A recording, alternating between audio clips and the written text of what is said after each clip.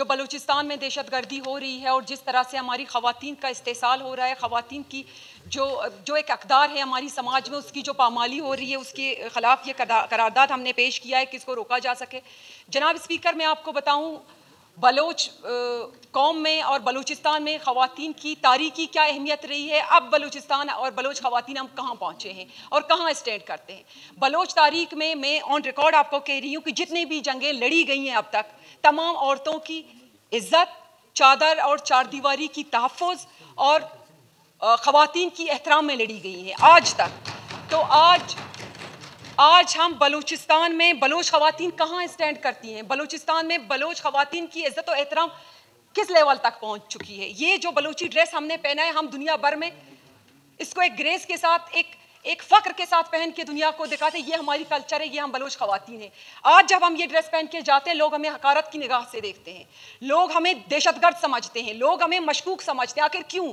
इसकी वजह यह है कि जिस तरह से हमारी बलोच ख़वातीन को इस दहशतगर्दी का ईंधन बनाया जा रहा है, जिस तरह से हमारी बलोच ख़वातीन को खुदकुश बमबार बनाया जा रहा है, इन सारी ये जो चीज़ें हो रही हैं बलूचिस्तान में, उसके जो रिज़ल्ट आ रहे हैं, वो तमाम बलूच ख़वातीन हम फेस कर रही हैं। तो खुदारा बलूचिस्तान में जो ये ख़वातीन को इस्तेमाल किया जा रहा है दहशतगर्दी में, इसके ख़िलाफ़ हम सब ने बोलना है, ना सिर्फ बोलना है बल्कि इन सब के ख़िलाफ़ हमने खड़े होना है। बलूचिस्तान में जो गिने चुने हमारी ख़वातीन बेचारी, हमें नहीं पता कि बलूचिस्तान की ख़वातीन हमारी तालीमी लिहाज से अगर देखें, दूसरे मैदानों में हम ख़वातीन को देखें, कहाँ स्टैंड करती हैं। बलूचिस्तान की ख़वातीन इतना सफ़र करती हैं, अपनी घरों से गुर्बत बर्दाश्त करती हैं, तहसील लेवल से, गाँव से, किलियों से उठ के इतना हिम्मत करती हैं, तालीम हासिल करती हैं। उनके माँ बाप बेचारे बैठ के, उनकी जो माएँ होती हैं घर में बैठ के कशीदाकारी करती हैं, अपनी बच्चियों को क्वेटा भेजते हैं, यूनिवर्सिटीज़ भेजते हैं, कॉलेज भेजते हैं कि ये पढ़ेंगे लिखेंगे, हमारी मुस्तकबिल को रोशन करेंगे और हमारी बुढ़ापे का सहारा बनेंगे। यहाँ से दहशतगर्द उनको पैक करते हैं और खुदकुश बमबार बनाते हैं। ये सोचने की बात है और लम्हा फ़िक्रिया है हम सब के लिए कि बलोच ख़वातीन ने इतनी स्ट्रगल की है इस तालीम के लिए कि हमें तालीम पढ़ने की इजाज़त दी जाए और तालीम हासिल करने का हक हमें हासिल हो। अब जबकि बलोच ख़वातीन यहाँ तक पहुँची हैं स्ट्रगल और जद्दोजहद के बाद, तो एजुकेशन इंस्टीट्यूट में इनको पिक किया जाता है।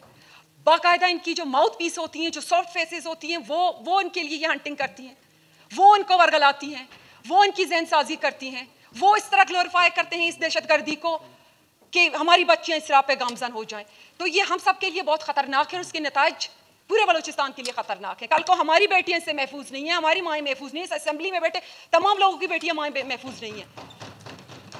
ये जो जहन साजी हो रही है बलूचिस्तान और जिस तरह से सोशल मीडिया पे इसको ग्लोरीफाई करके दिखाया जाता है, शेर लिखे जाते हैं, तारीफ की शर्म आनी चाहिए उन लोगों को इस तरह का शेर लिखते हुए कि औरतों को खुदकुश बमबार बना रहे हैं। और जो औरतें जब खुदकुश बमबार ये जो होते हैं, ये जो इस तरह की दहशतगर्दी, उसके बाद जो रोड पे जिस तरह से वो होती हैं, वो बतौर औरत हमारे लिए ये हमसे पूछें किस तरह होता है ये सब कुछ देखना, मीडिया पे सुनना कि इस तरह ये जो पुर्जे और ये जो सारी चीज़ें देखी हैं तो अंदाज़ा होता है कि एक औरत थी।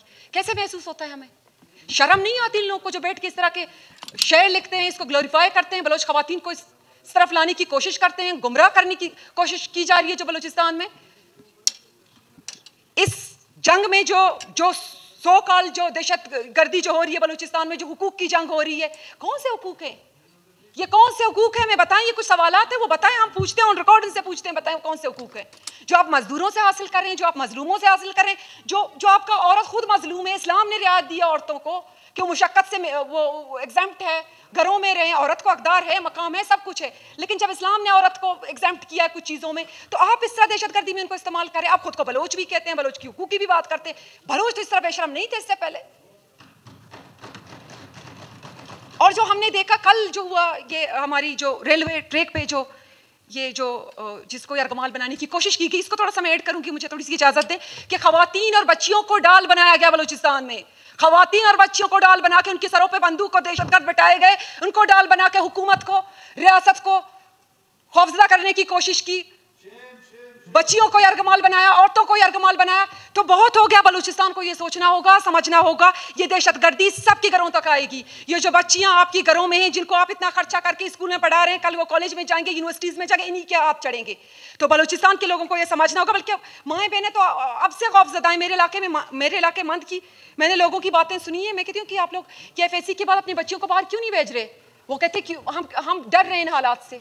हमारी बच्चियां वहां जाके क्या बनेंगी, किन के हाथों में इस्तेमाल होंगी? इससे बेहतर है घरों में रहे। तो ये खवातीन को नहीं रोका जा रहा, खवातीन को तरक्की से भी रोका जा रहा है, खवातीन को माशरे में एक माशरे का जो एक पॉजिटिव जो पार्ट है, जो एक औरत, उसको वहां रोका जा रहा है। औरतों को कानून साजी से रोका जा रहा है, औरतों को तालीम से रोका जा रहा है, औरतों की नस्ल खुशी की जा रही है। क्योंकि जब औरतों को इस तरह खुदकुश बम्बार बना के कौन अपनी बच्ची और बेटियों को यूनिवर्सिटीज और कॉलेजेस के लिए छोड़ेगा? तो ये हम सब के लिए लम्हा फिक्रिया है। मैं समझती हूँ कि इसके खिलाफ ना सिर्फ हुकूमती लेवल पर बल्कि बलूचिस्तान की आवाम को भी इसके खिलाफ खड़े होना होगा और अपनी औरतों को इन दहशतगर्दों से बचाना होगा। थैंक यू मीना मजीद साहिबा।